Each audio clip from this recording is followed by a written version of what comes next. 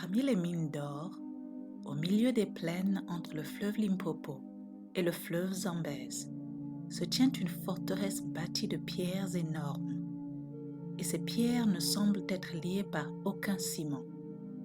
Cet édifice est presque entouré de collines, sur lesquelles se trouvent d'autres édifices pareils à celui-là, bâtis sans ciment également. Et l'un d'eux est une tour de 22 mètres de hauteur. Les autochtones du pays appellent ces édifices Simbawe, ce qui, selon leur langue, signifie cour.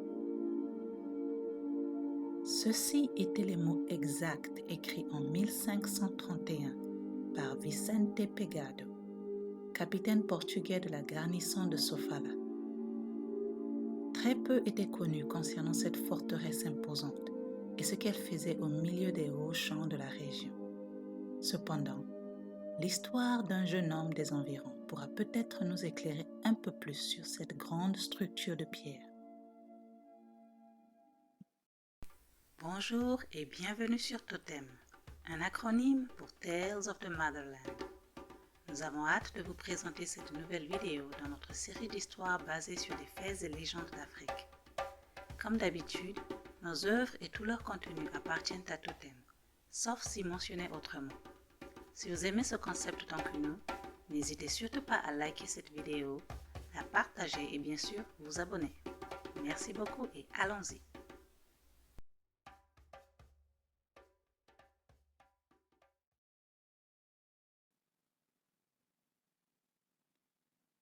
Le jeune homme qui franchit le grand Zimbabwe. C'est la fin de l'après-midi. Les aigles et autres rapaces tournoient encore autour de la vallée, en quête de quelques restes du déjeuner ou quelques petites bêtes sauvages égarées. Itaï vient de rentrer de son deuxième tour à la mine d'or pour la journée et il est très excité par sa trouvaille. Un large bloc d'or qui brûle la poche de sa culotte, tellement il a hâte d'en parler. Il était impatient de l'emmener à la cour royale pour montrer son métal magnifique à sa majesté, le roi Mutota. « Tu veux aller au grand Zimbabwe? Tu es malade ou quoi ?» Tanaka lui demande d'un air incrédule. « Ce n'est pas n'importe qui entre dans la cour du roi comme ça. »« Non, mais tu te prends pour qui ?» Mais Itaï ne fait pas cas de ce que son ami lui dit. Il irait ce soir même au grand Zimbabwe, pavaner son or et en recevoir une paye généreuse. Quelques vaches feraient l'affaire.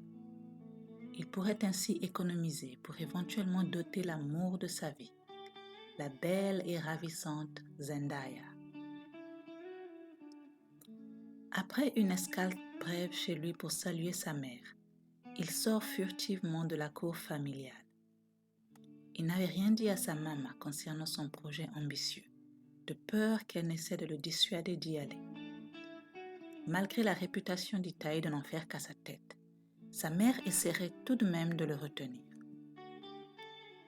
Itaï avait un esprit libre. Il était très aventurier et semblait avoir décidé dès son bas âge de suivre son cœur, quelles qu'en soient les conséquences. C'est sûrement pour ça qu'il n'avait pas beaucoup d'amis dans leur peuplement, à part Tanaka. Mais bon, les deux étaient cousins, du coup il n'avait pas trop le choix. Par contre, ce qui était choquant, c'était l'intérêt que Zendaya portait à Itaï. Lui, Itaï, l'esprit le plus rebelle du peuple Shona. Elle voyait sûrement en lui quelque chose que les autres ne voyaient pas ou refusaient de voir, notamment sa grande gentillesse, sa générosité et son sens de l'humour infaillible. Oui, Itaï était hors norme, mais ça ne la préoccupait pas. Elle aimait même ce côté de lui. De ce fait, pour toute la loyauté qu'elle lui montrait et pour l'amour qu'ils avaient l'un pour l'autre, Itaï était déterminé à gagner assez d'argent pour pouvoir enfin l'épouser. Il avait travaillé dur tout cet été dans les mines d'or pour économiser et acheter les 3 vaches et 4 cabris que le père de Zendaya avait réclamés pour sa rura, l'équivalent de la dot en Shona. Il avait enfin gagné le gros lot quand sa pioche avait cogné la roche dans laquelle se trouvait le précieux métal. Il savait que les seules personnes capables de lui offrir ce que valait son or était la famille royale basée au sommet du Grand Zimbabwe. Il s'apprêta donc à aller leur rendre visite. Il ne pouvait quand même pas aller à la cour du roi accoutré comme il l'était, fraîchement sorti des mines et ses vêtements complètement souillés. Il prit donc une douche rapide puis se changea. Le coucher du soleil approchant, il se mit en route vers le grand enclos, au sommet de la montagne des rois. À peine avait-il atteint la première barrière du grand enclos qu'un gardien l'arrête. « Qui es-tu et qu'est-ce que tu veux ?» demande le gardien. « Je m'appelle Itai Shongo et je viens présenter ma pépite d'or au roi Mutota, » répond Itai. « Le roi n'attend aucune visite ce soir. Reviens demain, » le gardien lui dit. Avec beaucoup d'hésitation, Itai retourne chez lui et prend son mal en patience. Le lendemain matin, revêtu de ses meilleurs habits, il repart vers la montagne des rois. Il est accueilli par un nouveau gardien, cette fois, auquel il explique la raison de sa visite. « Le roi est très occupé aujourd'hui et n'offrira aucune audience pour le reste de la journée. Et surtout pas son rendez-vous, » le gardien lui dit. « Mais je serai très bref, croyez-moi, » Itai insiste. Malheureusement, le gardien ne veut rien entendre. Itai rentre donc une fois encore chez lui, bredouille. Mais cette fois-ci, il s'assure de prendre rendez-vous.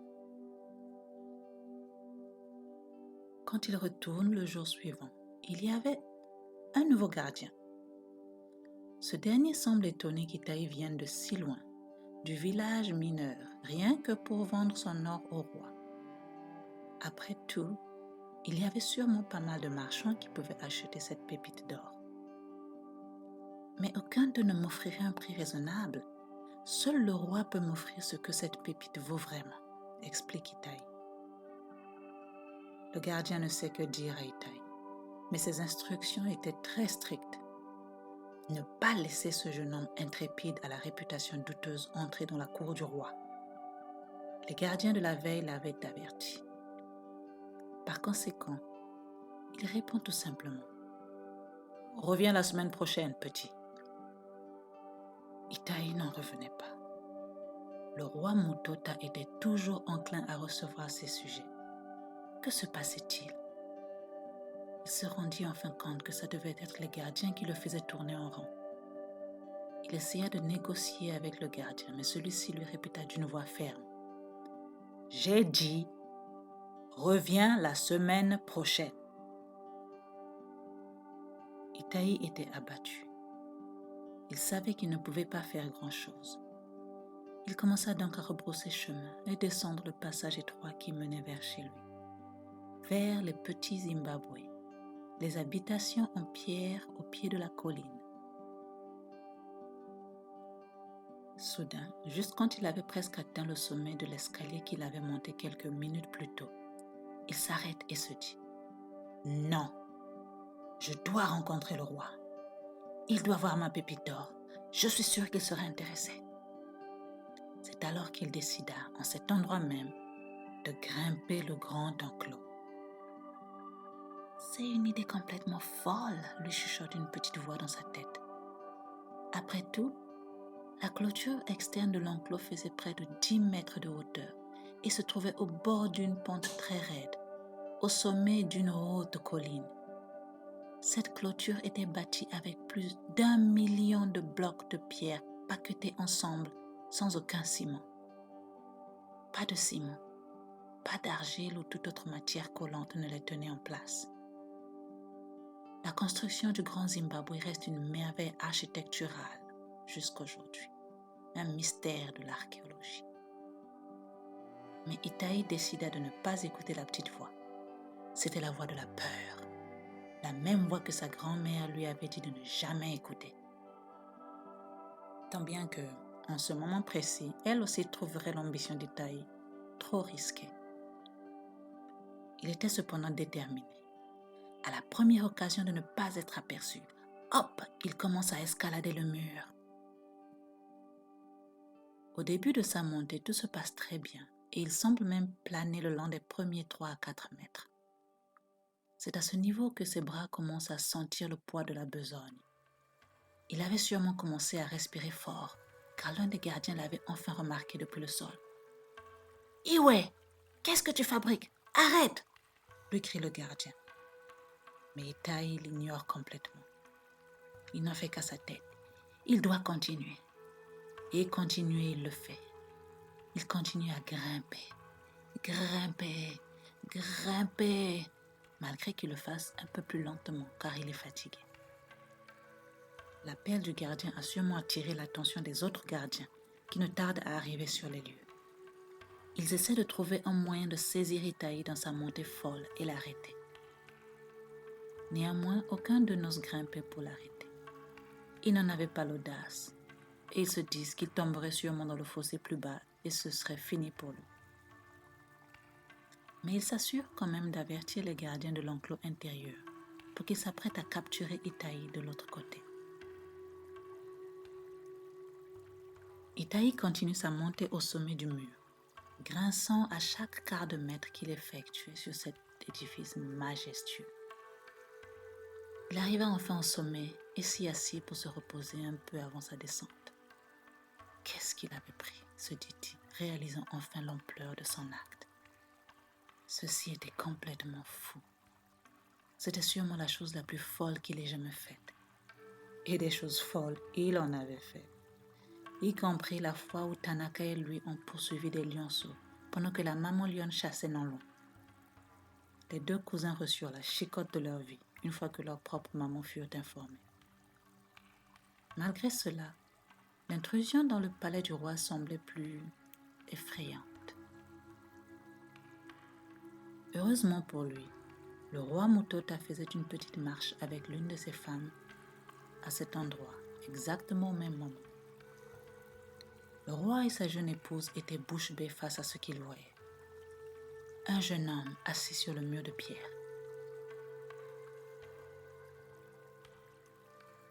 Il ne va sûrement pas bien dans sa tête, se dit le roi Mutota. Sa jeune épouse, sa 189e pour être exact, se disait qu'Itai était si jeune et vaillant qu'elle plaida auprès du roi d'écouter au moins ce que ce jeune homme avait en tête. Le roi accepta. Itai descendit le mur et fut emmené devant le roi. Une fois devant le roi, il fit sa révérence en guise de respect, présenta sa pépite d'or et expliqua pourquoi il avait fait recours à la grimpée du mur pour pouvoir parler au roi. Le roi Mutota l'écouta attentivement, puis il dit « J'applaudis ton courage, jeune homme, et effectivement, tu as là une belle pépite d'or. Cependant, de l'or, j'en ai déjà plein. J'en ai assez pour moi-même et pour des dizaines de générations après moi. C'est de la terre dont j'ai besoin en ce moment. Une grande, vaste étendue de terre fertile. Vois-tu, nous avons épuisé les ressources de cette région avec toute notre population et tout notre bétail. La terre ne peut plus nous nourrir car nous l'avons surexploitée. Il est temps de migrer. Voilà pourquoi je ne reçois plus mes sujets ces jours-ci. J'ai été trop occupé à faire des arrangements pour quitter Mwenemotapa et aller vers le nord. Itai était abasourdi. Le royaume serait déplacé? Mais maintenant qu'il y pensait, c'était plutôt inévitable. Il y avait une carence de sel depuis un moment, et le sel étant le minerai le plus important pour son peuple, les Shona, il se devait d'en trouver coûte que coûte. Ils allaient de plus en plus loin, hors du royaume parfois, pour se ravitailler et aussi pour trouver de l'herbe à brouter pour leur troupeau de bétail énormissime.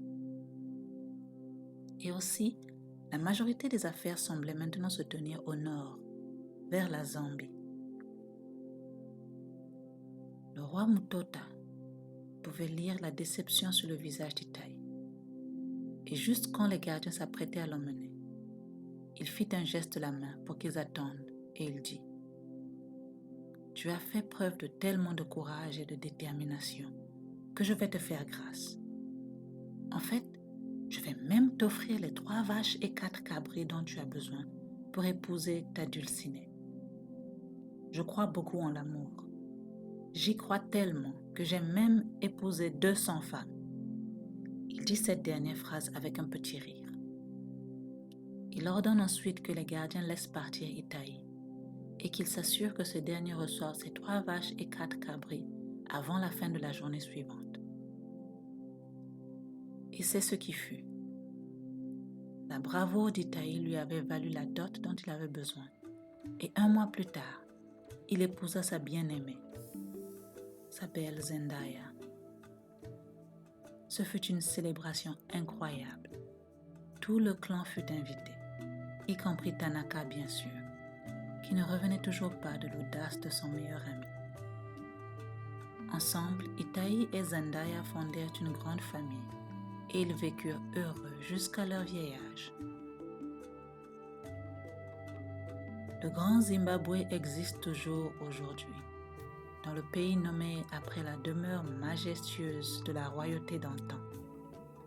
C'est la plus grande structure de pierre en Afrique subsaharienne et fait partie de la liste de l'héritage mondial de l'UNESCO. Il est dit que le changement climatique de la région est la cause principale pour laquelle l'édifice et les maisons alentours avaient été abandonnés, étant donné que les 20 000 Shona qui à l'époque y habitaient ne pouvaient plus subsister. Longtemps après le roi Mutota, le royaume fut désintégré pendant la deuxième moitié du XVIIIe siècle. Si les murs de Grand Zimbabwe pouvaient parler, ils auraient certainement beaucoup d'histoires à raconter, y compris, peut-être, l'histoire d'un jeune homme qui, une fois, osa les grimper par amour pour sa bien-aimée.